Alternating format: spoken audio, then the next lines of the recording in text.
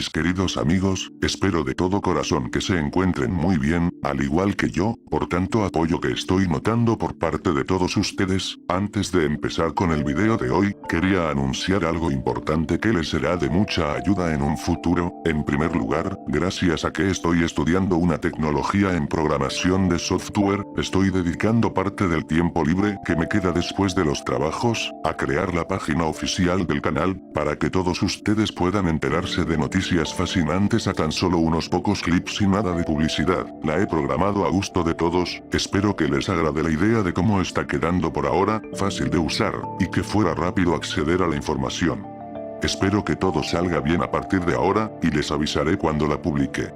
Hasta entonces, muchísimas gracias a cada uno de ustedes por ser parte de esta familia. Ahora, comenzaremos con el tema de hoy, donde trataremos el por qué Alemania se rindió 2 veces en el transcurso de la Segunda Guerra Mundial. ¿O fue en realidad el 9 de mayo en Berlín como todos sabemos? Vamos a averiguarlo. El 7 de mayo de 1945, Alemania se rindió incondicionalmente ante los aliados en Reims, Francia, poniendo fin a la Segunda Guerra Mundial y el Tercer Reich. Ambas respuestas son válidas hasta ahora, pero debido a las ideologías bélicas, las trifulcas entre la Unión Soviética y sus aliados y el legado de la Primera Guerra Mundial, conllevó a Alemania que se rindiera 2 veces. Conforme la victoria aliada parecía más segura en 1944 y 1945, Estados Unidos, la Unión Soviética, Francia y el Reino Unido dieron tumbos en lo que respectaba a las ideas de los términos de la rendición alemana. Sin embargo, el 30 de abril de 1945, cuando Adolf Hitler se suicidó en un búnker de Berlín y su dictadura finalizó de forma sangrienta, aún no estaba claro del todo cómo se organizaría la firma de la capitulación política o militar. Hitler había nombrado a Karl Dönitz, un almirante naval y un nazi ferviente, como sucesor en caso de su posible muerte. Dönitz estaba condenado para no gobernar una Alemania nueva. En su lugar, quiso orquestar su disolución. Enseguida delegó a Alfred Horth como jefe del mando de operaciones de la Wehrmacht, para que negociara la rendición de todas las fuerzas alemanas con el general Dwight Eisenhower. Dönitz, por otra parte, esperaba ganar tiempo con las negociaciones para sacar a todos los soldados y civiles alemanes posibles de la trayectoria de avance de los rusos. También esperaba convencer a Estados Unidos, Gran Bretaña y Francia, que desconfiaban de la Unión Soviética, de que se volvieran en contra de la Unión Soviética para que Alemania pudiera continuar la guerra en ese frente. En cambio, Eisenhower previó el engaño e insistió en que Horth firmara un acta de capitulación sin negociaciones. El 7 de mayo, Horth firmó un acta de capitulación militar incondicional y un alto el fuego que entrarían en vigor a las 23 horas del 8 de mayo. Cuando Joseph Stalin supo que Alemania había firmado la capitulación incondicional de todos sus soldados en Reims, se enfureció.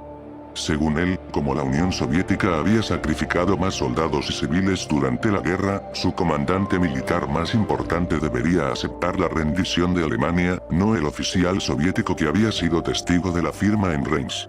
Stalin también se opuso a la localización de la firma. Sostuvo que, como Berlín había sido la capital del Tercer Reich, ese debería ser el emplazamiento de su rendición. La tercera objeción de Stalin, que Horth no era el oficial militar de mayor rango de Alemania, sería la más convincente para el resto de los aliados, que recordaban cómo la firma del armisticio que puso fin a la Primera Guerra Mundial contribuyó a plantar las semillas de la siguiente guerra mundial. En 1918, cuando el imperio alemán se tambaleaba al borde de la derrota, se derrumbó y fue reemplazado por una república parlamentaria. Matthias Erzberger, el nuevo secretario de Estado, había firmado el armisticio de Compiègne, en el que Alemania se rendía incondicionalmente. La capitulación fue una sorpresa para casi todos los civiles alemanes, a quienes habían contado que su ejército estaba a las puertas de la victoria. Por consiguiente, empezaron a circular rumores de que el nuevo gobierno civil de Alemania, y otros chivos expiatorios populares como los marxistas y los judíos, habían apuñalado por la espalda al ejército rojo. Finalmente, Erzberger fue asesinado por ese mito, que se convirtió en un refrán común entre los miembros del nuevo partido nazi conforme se consolidaban para hacerse con el poder. Stalin argumentó que permitir que Hitler se rindiera en nombre de Alemania en la Segunda Guerra Mundial podría abrir la puerta a otro mito de puñaladas por la espalda, ya que Dönitz, un jefe de Estado civil, había delegado en él. Preocupados por que Alemania pudiera volver a insistir en que su rendición era ilegítima, si alguien que no fuera el mariscal de campo Wilhelm Keitel, comandante supremo de las fuerzas alemanas, firmaba personalmente el documento, los aliados decidirían reorganizar la capitulación. El 8 de mayo, Keitel acudió a Karlshorst, un suburbio de Berlín, para firmar el documento frente al mariscal soviético, Georgi Zhukov, y una pequeña delegación aliada. Pero Keitel defendió una cuestión menor. Quería añadir una cláusula que proporcionara a sus soldados un período de gracia de al menos 12 horas para asegurarse de que recibieran las órdenes de alto el fuego antes de enfrentarse a posibles sanciones por seguir luchando. Finalmente, Zhukov ofreció a Keitel una promesa verbal, pero no le concedió su solicitud de añadir la cláusula. Debido al retraso, el documento no se ejecutó hasta después de la supuesta hora de comienzo del alto al fuego y el 9 de mayo ya había llegado. Los rusos aún celebran el Día de la Victoria cada 9 de mayo. La prensa soviética ni siquiera informó de la rendición de Reims hasta un día después, lo que según algunos observadores era una prueba de que la segunda capitulación fue un movimiento propagandístico orquestado para que Stalin pudiera atribuirse más mérito por poner fin a la guerra. Con todo, en el resto del mundo se conmemora el Día de la Victoria en Europa el 8 de mayo, el día en que se suponía que empezaría oficialmente el alto al fuego.